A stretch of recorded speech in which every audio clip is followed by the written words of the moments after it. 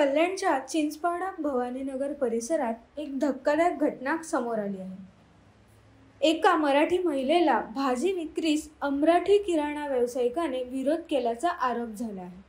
स्थानिकांच्या म्हणण्यानुसार त्या व्यावसायिकाने परिसरातील नागरिकांना भाजी विक्रेत्या मराठी महिलेकडून भाजी घेऊ नका असं सांगितल्यानं वातावरण तापलं आहे। या प्रकारानंतर मराठी संघटनांनी तात्काळ निषेध नोंदवला आहे। मनसेचे आणि भाजपचे पदाधिकारी घटनास्थळी पोहोचले आणि संबंधित अमराठी व्यावसायिकाला तंबी दिली। सध्या या घटनेचा व्हिडिओ सोशल मीडियावर व्हायरल होत असून स्थानिकांमध्ये प्रचंड संताप व्यक्त होत आहे। मराठी महिला फक्त आपला व्यवसाय प्रामाणिकपणे करत होती, मग अशा प्रकारचा भेदभाव का, असा प्रश्न आता सर्वत्र विचारला जातो। महाराष्ट्र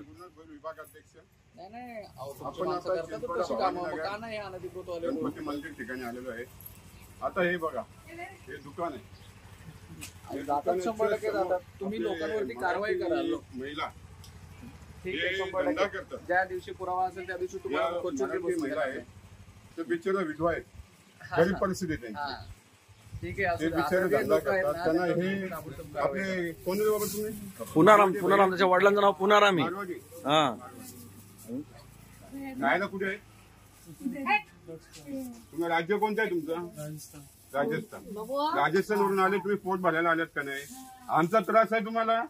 इथं हे लावतात, महानगरपालिकेची परमिशन घेतली, आम्ही काही बनवलो, तुम्हाला त्यांचा काय त्रास आहे? त्या महिलांचा काय हो मावशी, काय त्रास आहे तुम्हाला?